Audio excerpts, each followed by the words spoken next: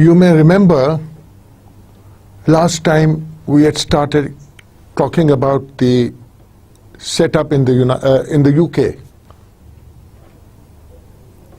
We looked at the political system prevalent in Great Britain, and that included looking at the institution of the Crown, of the characteristics of an unwritten parliament, unwritten constitution, the concept of parliament comprising of two houses, the lower and the upper house. And then when we went on to see how lawmaking was being done, how there had been a development in the bureaucratic setup, a movement away from the patronage system towards the merit system. And today we are going to look at the British administrative system in much more detail.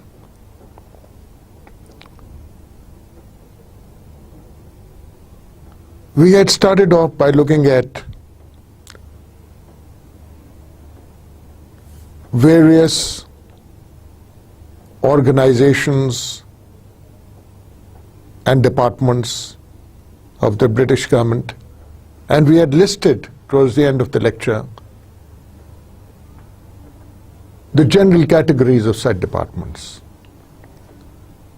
Today we'll start off by looking at the details of these departments and then go on to examine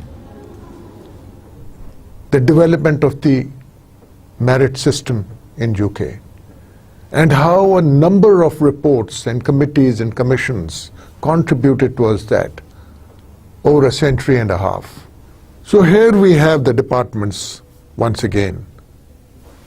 You can categorize the departments in many ways, but just for a little bit of coherence and based on relationship or categorization, we have some classifications here. The general departments, these are the Treasury. You will find that the Treasury plays a very important role in the management of the civil service in the UK. The Home Office, which is equivalent to our Interior Division and looks after all issues related to stability, peace, law and order within the country. And we saw that Scotland was one of the most important units of this government, and due to its heterogeneity and peculiar characteristics of the Northerners, it was decided to have a Scottish office, a dedicated Scottish office also. Another classification is the economic departments. Ministry of Agriculture, Fisheries and Food, we also have that, although we do not lump up fisheries with the rest. We have Food and Agriculture, the Board of Trade, we have the Ministry of Trade and Commerce and also the Trade Development Authority of Pakistan, playing a similar role. The Board of Customs and Excise, we call it the FPR, the Federal Board of Revenue, And very important these days, Ministry of Fuel and Power. We have perhaps two ministries, one confined to power, and the other one is the Ministry of Petroleum and Natural Resources. Then the Ministry of Housing and Local Government. Interesting, local government and housing have been bracketed together because in Britain a lot of accommodation is provided by the welfare agencies there, and they are local agencies. So you will find many in Britain living in a local government house or a house provided by the local government at subsidized rates. We of course have our own Ministry of Housing and Physical Planning. Social welfare. Since the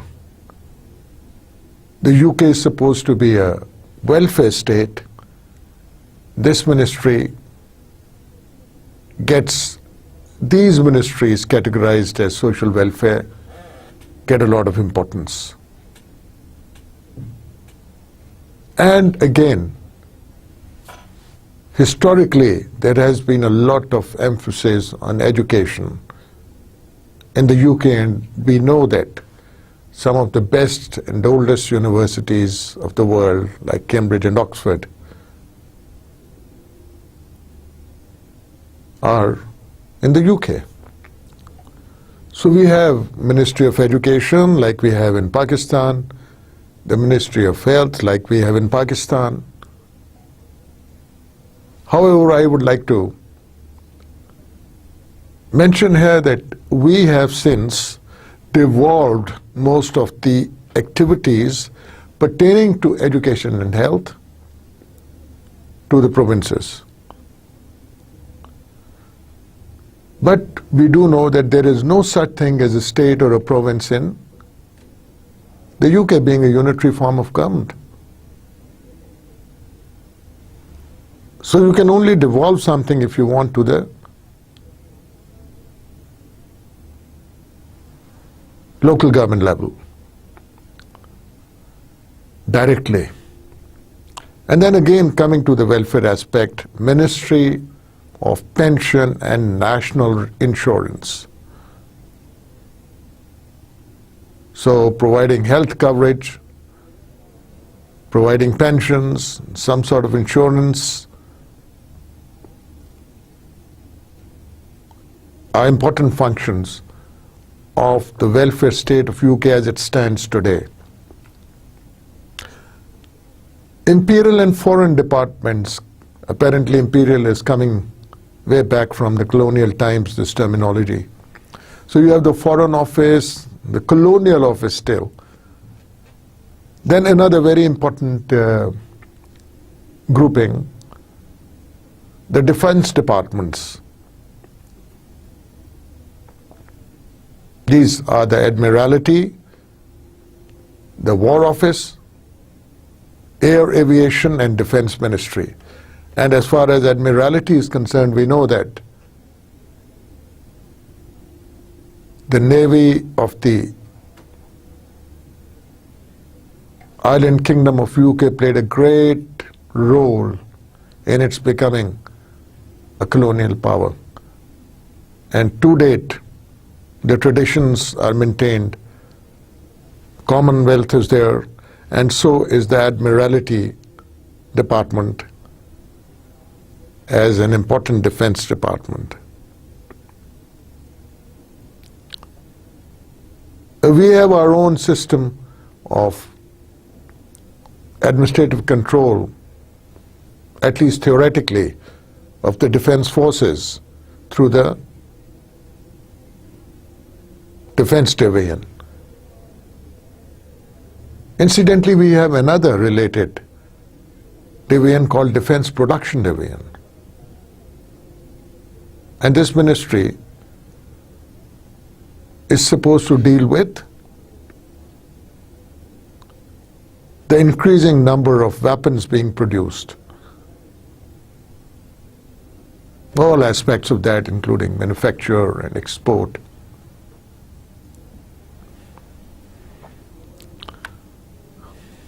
Now we talk a little bit about how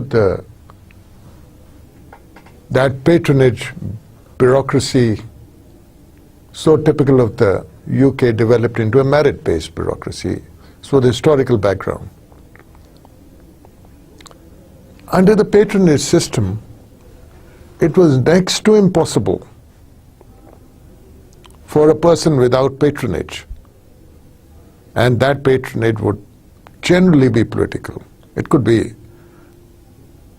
elitist patronage also, that you were coming from the aristocracy. So you had to be patronized by the aristocracy or the political would-bes in order to enter the civil service. But then it was realized, and rightly so, that always happens when you have people nominated into the civil service by vested interest groups. It was found that the bureaucracy was becoming too corrupt and inefficient. So what to do? Way back, more than a century and a half ago, we have this great report coming out called Northcote Trevelyan Report of 1864.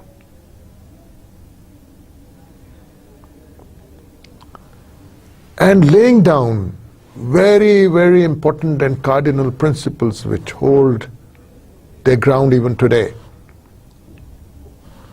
And these principles became the basis of reforms which were introduced into the bureaucratic system at that time.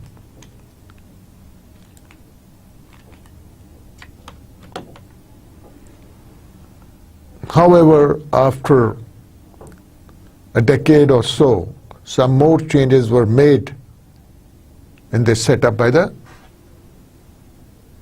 so-called Playfair Commission in 1875. Actually, if we look at the commissions, more than 10 commissions were appointed to come up with recommendations for improvement in the civil service from 1854, that is the Trevelyan Report, to 1966. More than 10 commissions. All of them were not called commissions, some were called committees, and reports did come up. Some were very exhaustive, some reports were focused on certain aspects only. But this plethora of reports during this period. So as we already said, the 1854 Northcote Trevelyan Report was very important. 1875, the Playfair Commission also contributed a lot. Another landmark, and perhaps to top it all, was the Fortin Committee Report in 1966, which really laid down the foundations of the modern civil service in Great Britain.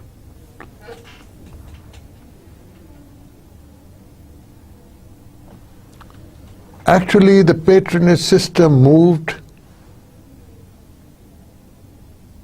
towards the merit system after the recommendations emanating from the 1854 Trevelyan Report struck the patronage system a very severe blow. So the merit system, normally it is believed, became a reality in the 1870s. Now, what were these recommendations? What were the recommendations of the Northcote Trevelyan Report presented in 1854? It said right away, abolish the patronage system. Get rid of it.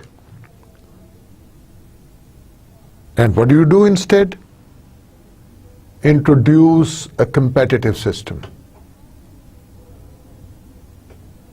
based on a competitive examination for entry into the civil service. And also, it required the establishment of an independent civil service commission. As we have seen in other countries, as is common in almost all countries, democratic countries, that there is a civil service commission. So, way back in 1854, this report suggested the immediate formation of a civil service commission. And another recommendations made, although some people may like to differ with this, or this is a moot point, controversial, one can discuss it.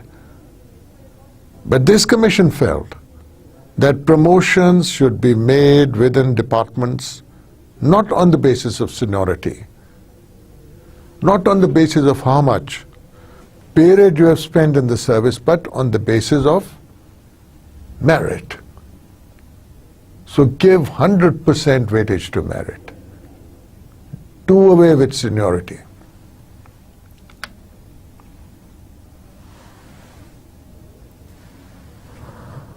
Another recommendation, which favored the specialist viewpoint, which did not favor the specialist viewpoint. It said, let the superior civil servants be selected on the basis of general intellectual attainment and not specialized knowledge. So he wanted these intellectual individuals who had attained a certain level of academic performance, be it liberal arts or science or whatever,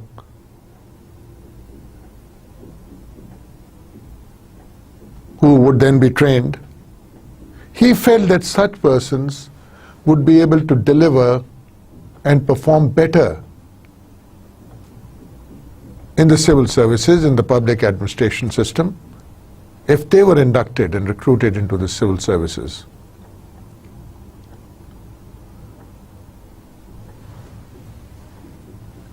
It was felt that administration in a public service setup required a lot of intellect, people with thinking powers which are higher than normal, than average, and not necessarily somebody who's a specialist in just a single discipline, like a mathematician, for example. So he wanted the intellectual side of administration to be separated from the mechanical or the specialist side. And mechanical here also connotes to those lower rungs of the civil service where the work is really mechanical or scientific. It was recommended that two types of services be created, a superior and an inferior service.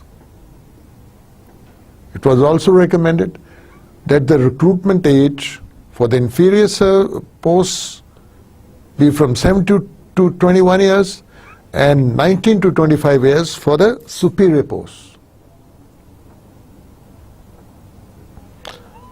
Another recommendation made was that there should be no compartmentalization of services. A unified civil service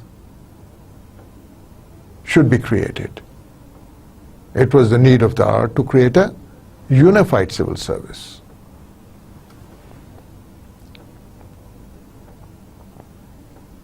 And the recruitment process would be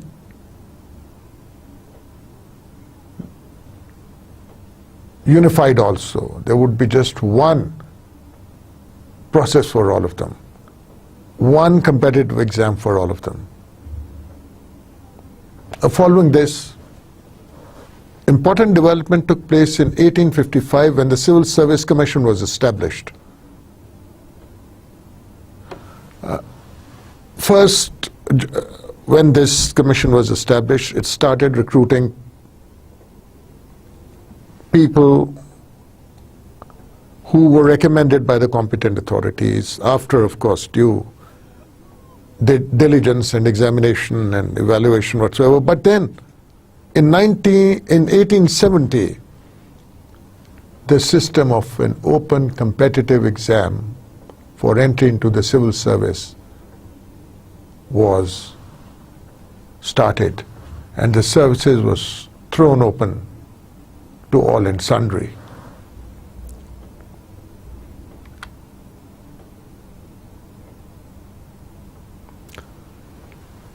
Now this era, 1870 onwards, is also called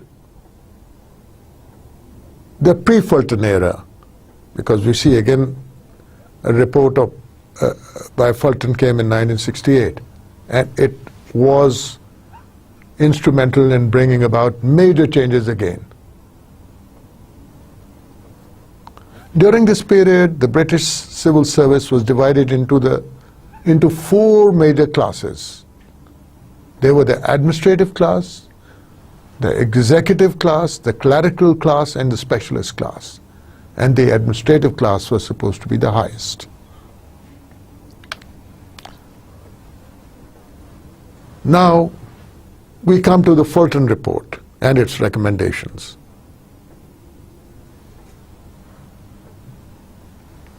Fortin said that a new civil service department be created to manage the civil service headed by the Prime Minister. So he emphasized the importance of the civil service by suggesting that the Prime Minister should directly look after or be the patron of the civil service. He should head the department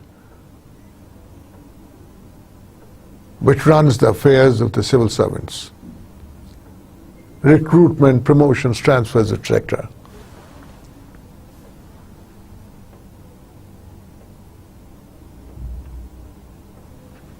This was the organizational change at the macro level which he suggested, at the ministerial level which he wanted, at the national level which he wanted. As far as the actual system was concerned, he gave some very specific and technical recommendations. He said a correct grading of each job should be determined by job evaluation. You should first evaluate the kind of job to be provided, to be done. You should know exactly what is to be done. The requirements of those jobs should be evaluated. And then the post relevant to that job should be graded accordingly, depending on the difficulty level of the job, the responsibility level of the job.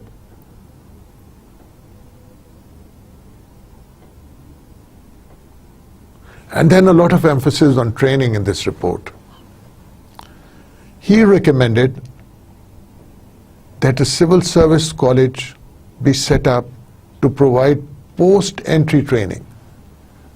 Previously, while looking at different elements of personnel administration, we saw there was this pre-entry training programs and the other concept of post-entry training. That is, when you are in the department or within the service, you should be trained, and the nature of those trainings was also discussed in detail. So he said, set up a college, a reputable institution, capable of training all those civil servants who have been recruited. This is after recruitment. Following the recruitment, by a competitive exam, these officers should go trainings from time to time to improve their skills, to improve their worldview, to let them adjust with the changing times.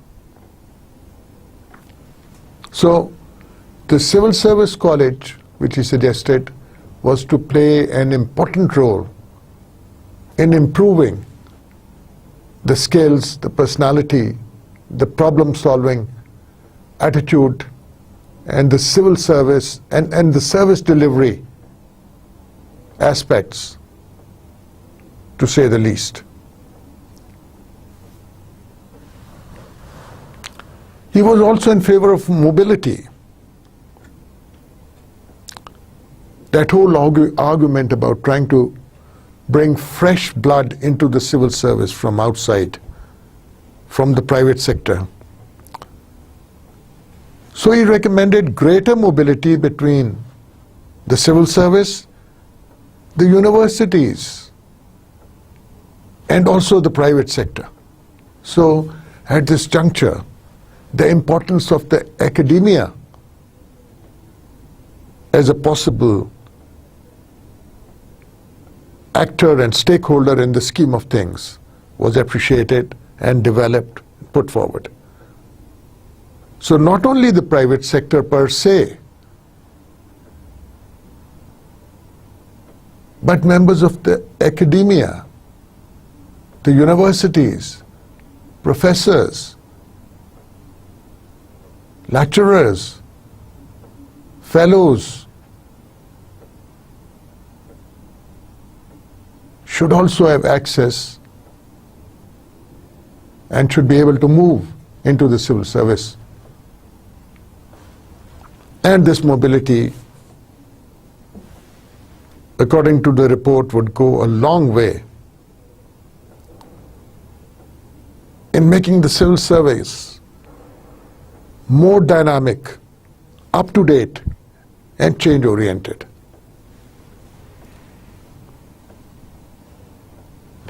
And another recommendation here, very obvious, that please look at the degrees, the kind of degrees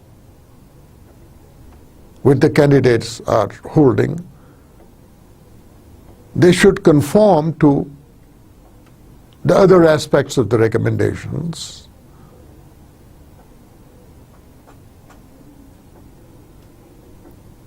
And they should be in accordance with the job, if need be. So the qualifications, the level of proficiency, or the grades and the disciplines and of these degrees had to be looked at.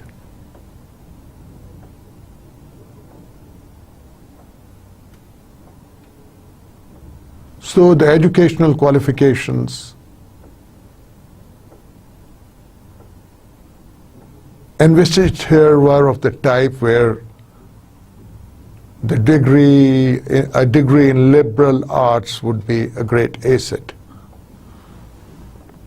keeping all that historical background and evolution in mind. Some more recommendations.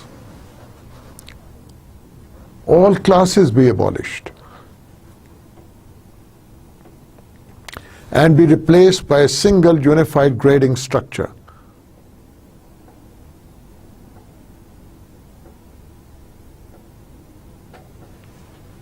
The Treasury report abolished the patronage system, and the Fortin report here is abolishing the abolishing the classes within the civil service and recommending a unified structure, graded. of course hierarchical, as is the case in our bureaucracy also. And of course, we talked about the Civil Service College. Career management should be the focus. All these qualifications, all these trainings, all this transparent, open, competitive exam should contribute or are supposed to contribute towards the development, the professional development of the officer or the individual. But then you have to manage his career in such a manner that it makes sense. It should be a coherent career.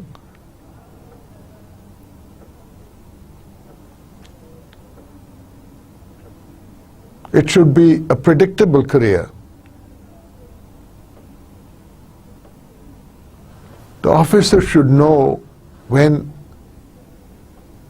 he will go for training, when he is expected to be promoted, what kind of jobs he can aspire to. And he has to be rounded and trained in that manner, keeping all that in view. So that's career management. He emphasized career management a lot.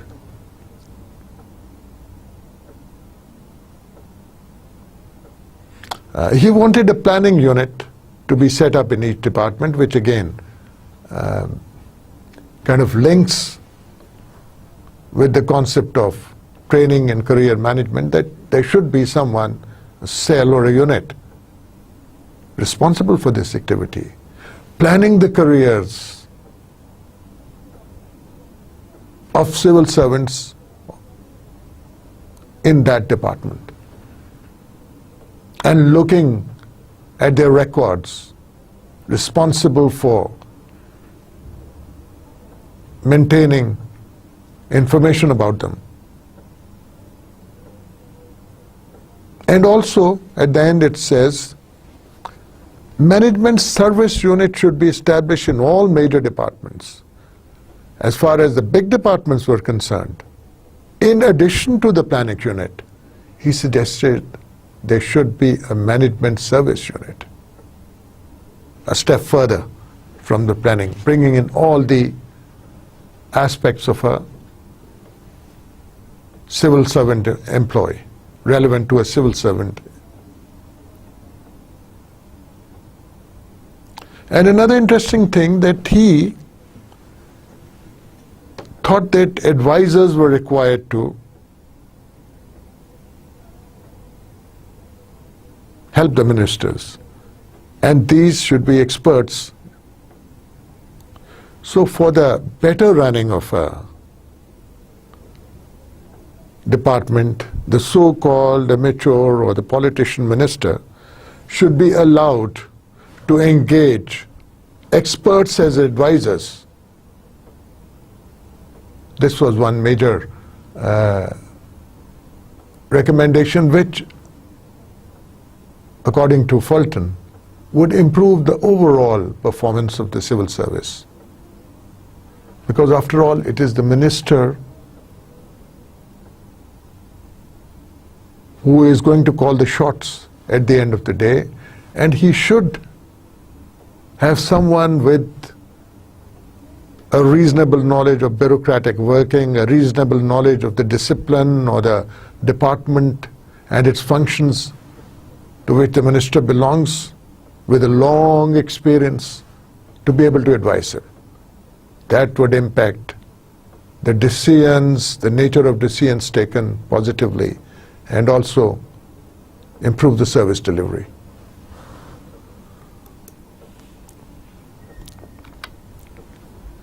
So we have now this reorganization going on. In 1971, an administrative group was formed and different grades within the group were created. Now this is what Fortin had suggested. Also the posts of senior and higher executive officers, administrative officers and assistants were created. So now we see things materializing and changing. Open structure, again according to the recommendations, was created in 1972.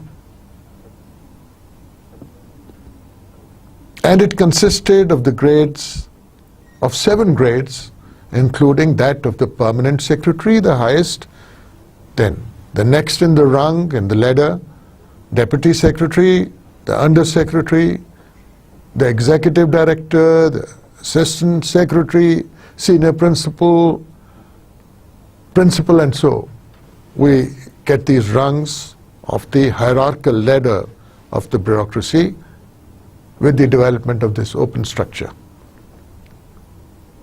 However, let's remember that vertical barriers within the services still exist.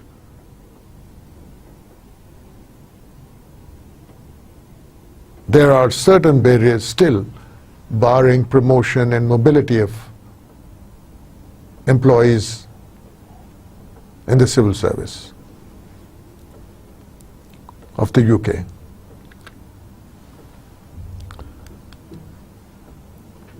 Another organizational structural change, in 1987, the Management and Personnel Office was abolished and replaced by the Office of the Minister for the Civil Service. So now we are coming closer to what had been envisaged by Fulton. So previously the Treasury used to manage the civil service. Then the Public Service Commission came in. And now a full-fledged minister was going to head a department for the civil service in 1987.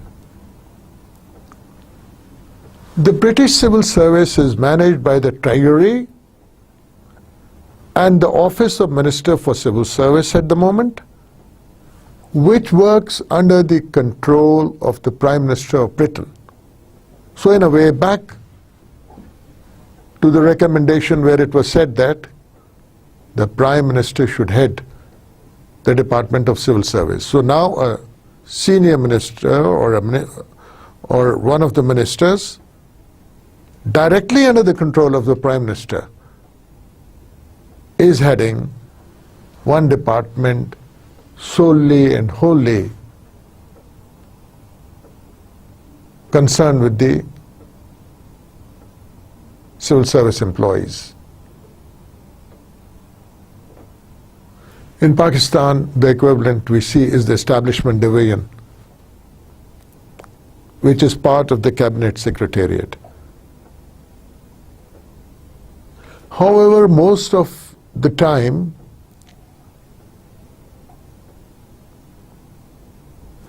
we see that there is no minister for the Establishment Division. In our context, whether that is a good or bad thing, I don't know.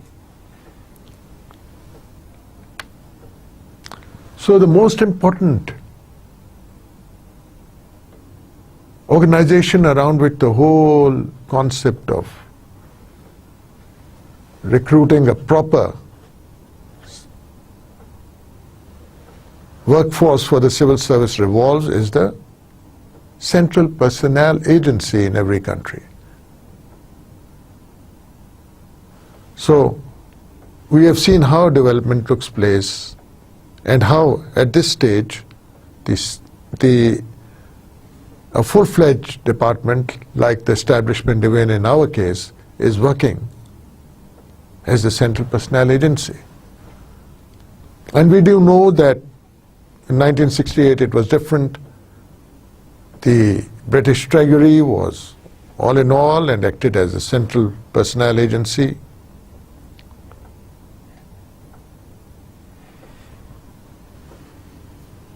Then the Civil Service Commission came up.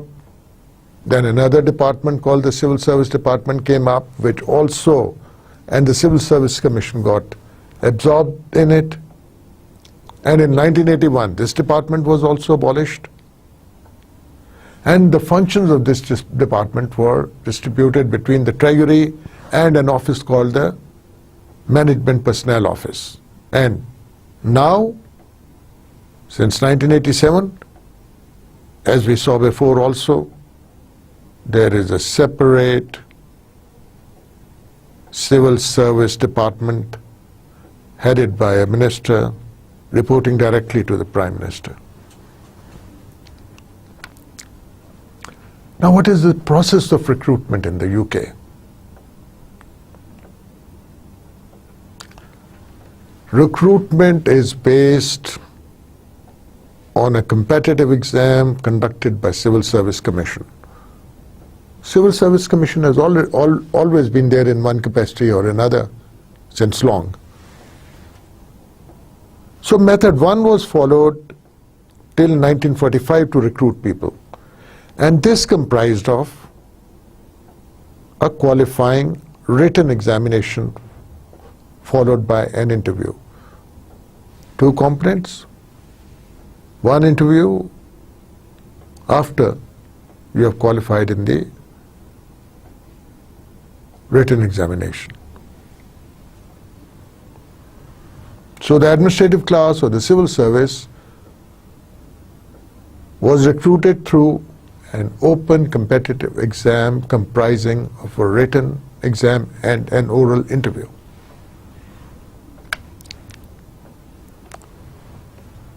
In 1945, another method was introduced called method 2. This went a step further as far as interview was concerned. The emphasis was quite a bit on interviewing, because it was said that through interviews you can discover the real personality of the person, not just his knowledge level, but also his traits. And those were followed by the written tests. Those series of interviews had to be qualified, and then you go on for the written test. And this method was formally introduced in 1971 to the administrative trainees,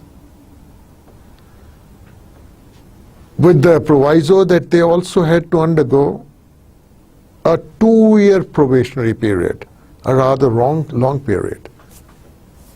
In our case, it's about a year or less. And then another 16-week, a 4-month course at the Civil Service College. So presently method 2 is being followed. In fact, the aspiring candidates may be taken to a country house for a couple of days for interviews. And once these interviews have been conducted,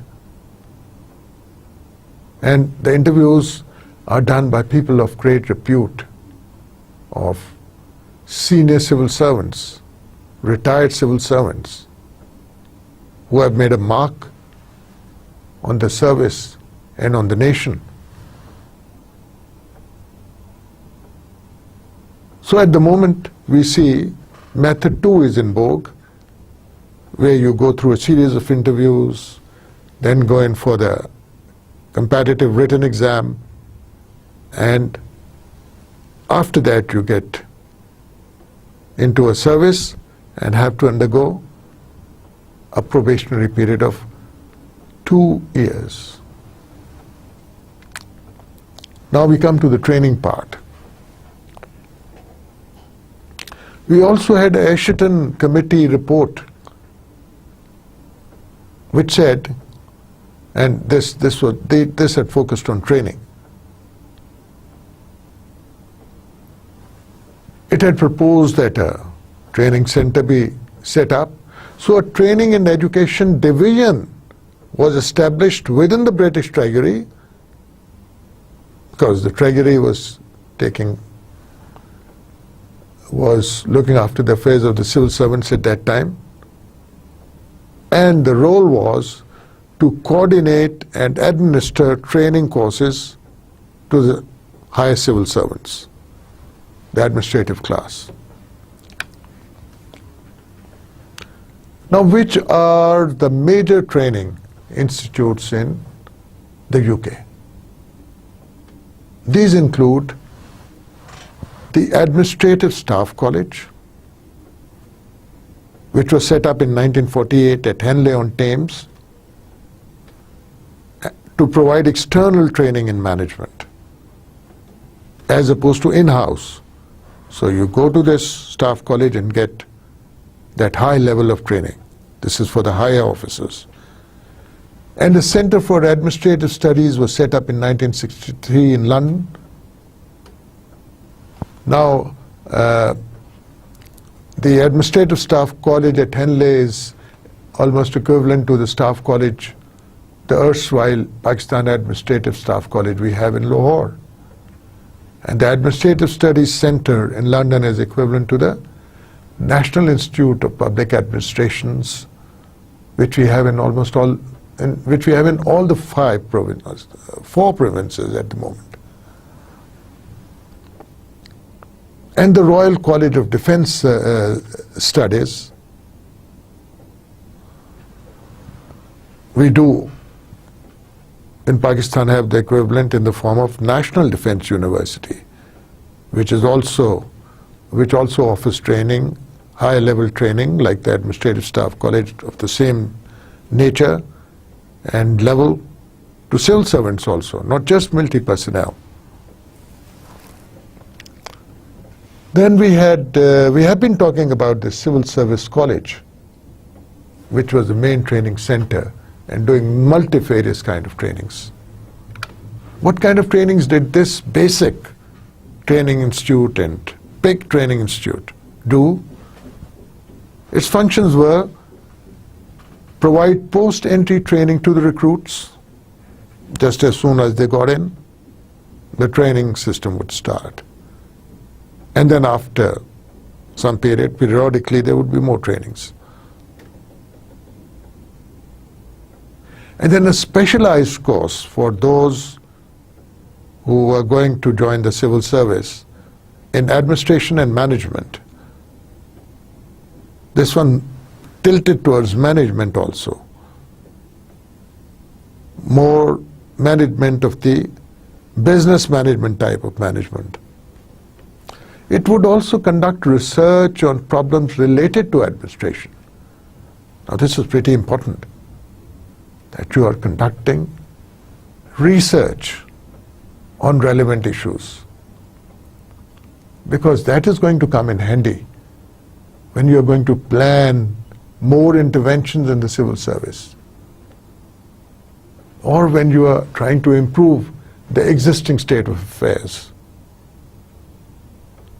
by researching into the impact of training, for example. So, conducting related research.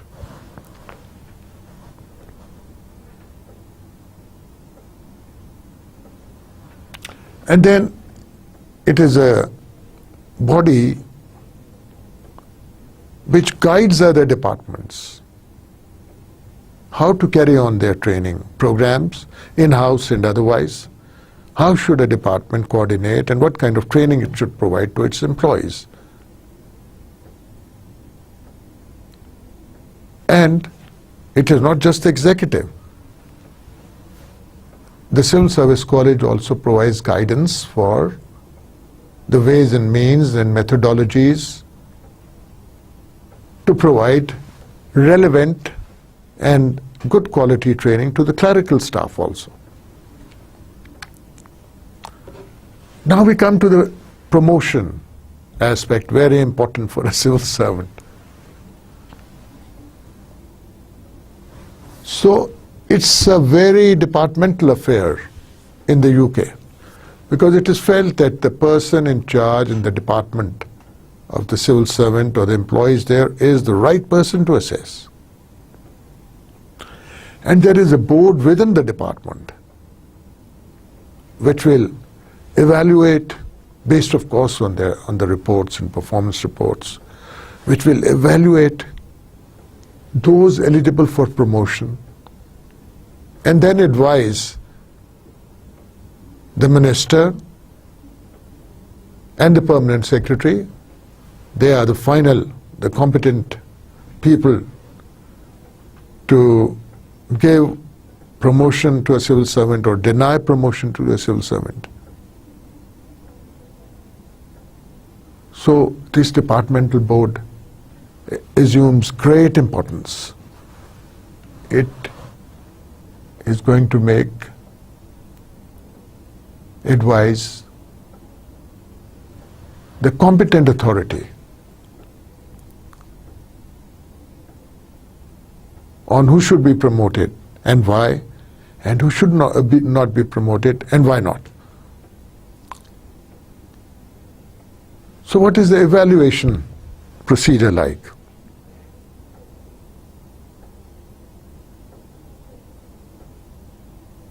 In Pakistan, we have a similar kind of arrangement. Annual evaluations are carried out by the officers in charge. And there is this concept of the second officer in charge or the officer of your supervisor. He is also supposed to keep an eye on your work, and quite a bit of your work gets routed to him and further on. So the annual performance report in Pakistan would be signed by the immediate supervisor and also the remote supervisor or the second countersigning officer. So you have this evaluation system,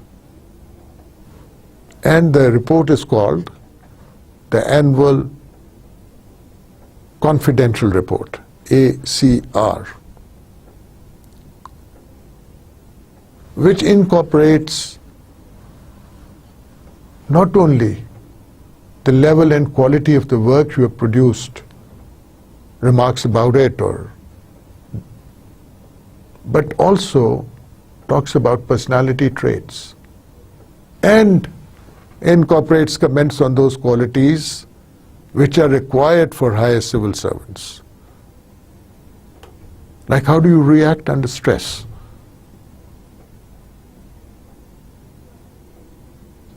Of course, there is also a column or a section about how honest you are, but I think under the circumstances that we have today, that should have become a redundant exercise by now, having that particular column. Anyway, in the United States, in the UK, employees are evaluated for promotion depending on their yearly performance, utilizing annual performance reports recorded by their supervisors. Exactly the same process as we do. Of course, the reports would differ in some detail and design, but primarily the same argument, the same foundation, the same methodology. And then there is a departmental board in Pakistan also, which advises, again, the secretary, the administrative secretary in Pakistan, regarding promotions of the employees within the department. However, this departmental board does not cover, is not connected with the promotions of civil servants belonging to the federal services who have been recruited by the Public Service Commission. There is another bigger selection board, a higher selection board, comprising of people and individuals notified from time to time. And these may include chief secretaries of the provinces, the establishment secretary, etc.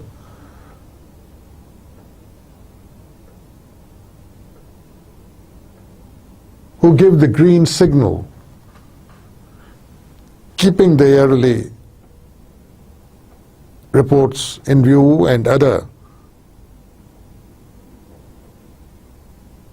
aspects of the candidate's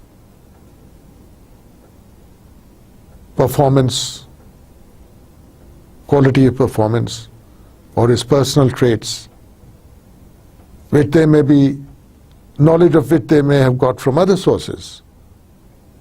Keeping all these facts in view, they come up with a recommendation whether to promote that person or not, and things have to be recorded. Reasons for denying a promotion especially, or even giving a promotion, recommending a promotion, are absolutely necessary and have to be recorded. Once these lists have been finalized, the proposal in toto, goes to the Prime Minister for final approval, both for the persons who have been overlooked for promotion. This is, I'm talking about the higher classes, the higher grades of the Pakistan bureaucracy, 20 upwards. So this detailed report, comprising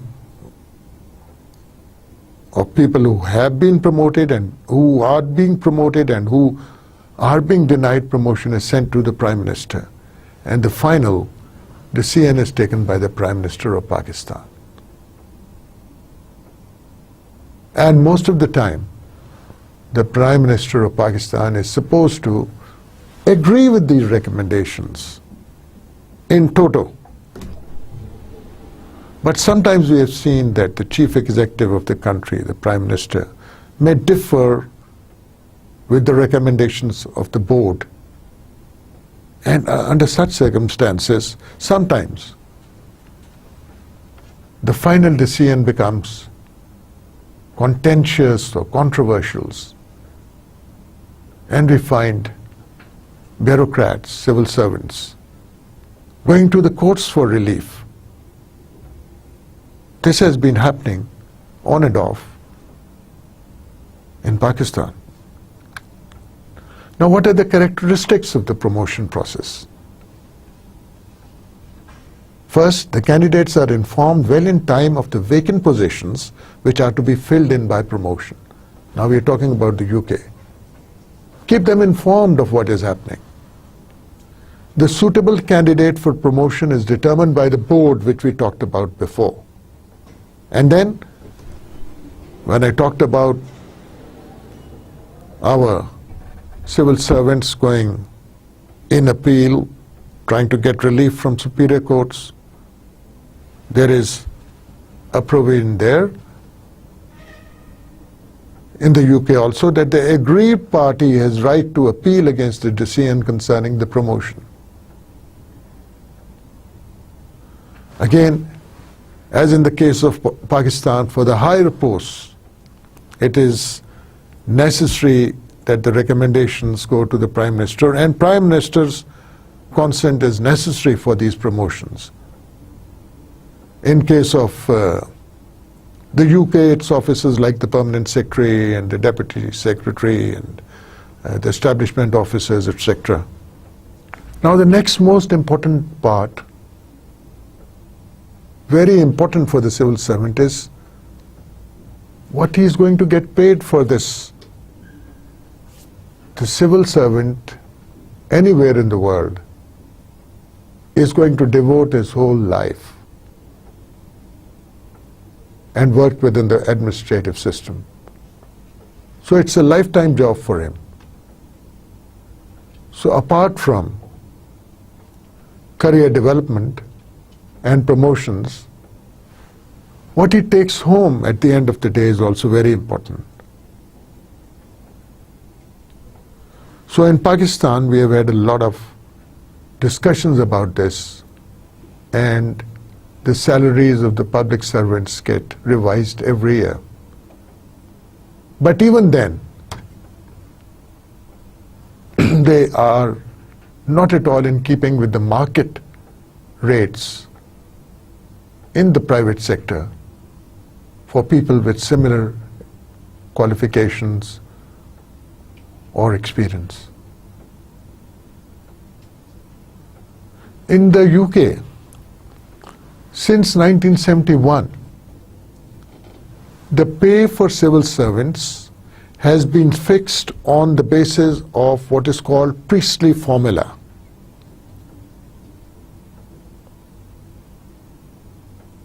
And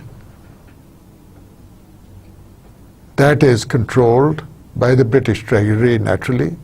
Perhaps one of the reasons of keeping the administrative control of the civil service with the Treasury back in history was the budgetary aspect. And now it's the personnel department and the Treasury which are responsible for pay increases or changes in the pay package.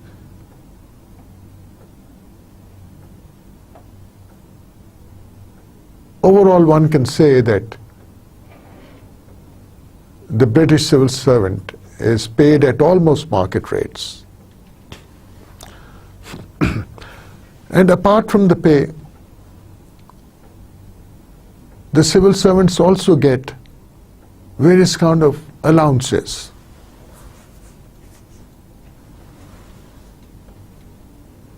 These allowances in Pakistan are like your conveyance allowance, your medical allowance, your entertainment allowance in some cases. For the lower employees, it could be overtime, etc.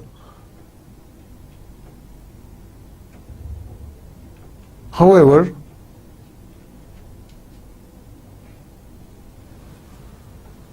from time to time, these allowances also get changed.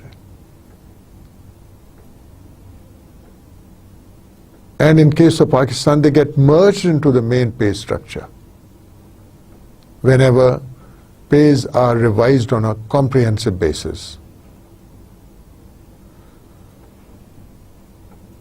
So allowances are an important part of the pay package.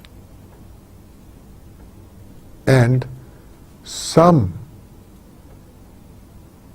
positions have very, very fat perks, privileges, and allowances in the public sector.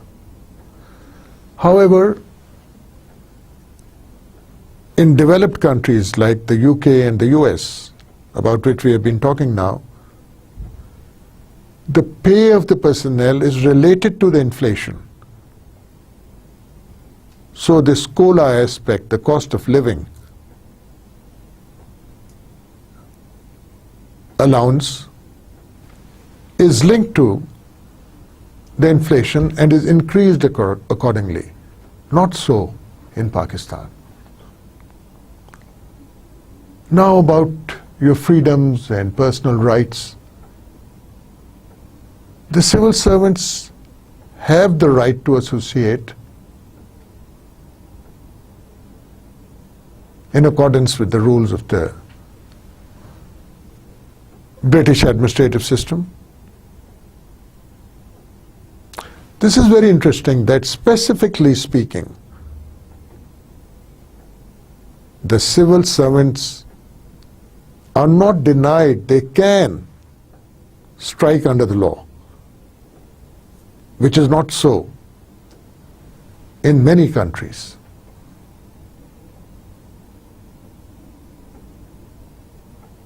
When it comes to politics,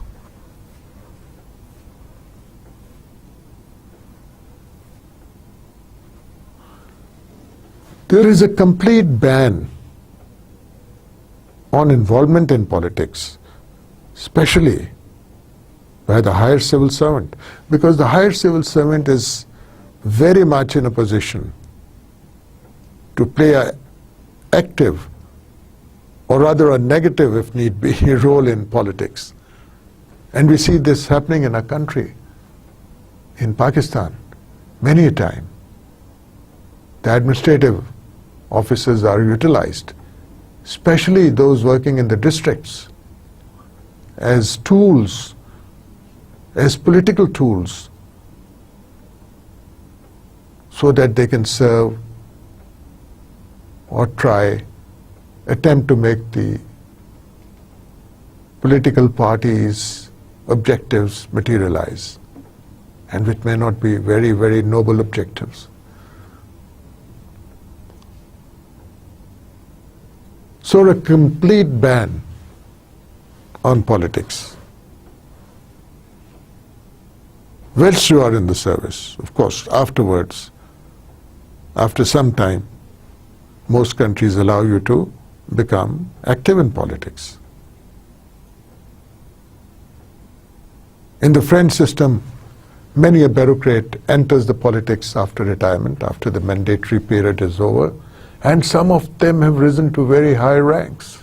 And the retirement age in the UK varies from 60 to 65, unlike the US, which is 65 to 70, and Pakistan, where it is just 60. There is no range. You retire, go home at 60. So in conclusion, when we look at whatever we have seen of the British system till now, and our own system in Pakistan, the similarities in the recruitment process, the similarities in the training process, and the similarities in the promotion process are really very, very impressive. They are quite alike. And that, of course, is very much understandable. After all, the British ruled us for a very long period of time. And in part, the success of their being able to retain the Indian subcontinent as part of the colonial empire was due to their civil service. And they brought in and implanted all the concepts of the civil service in our country, exactly the same concepts as were prevalent in the UK. And to date, we have continued with them with very few changes and modifications here and there. Thank you.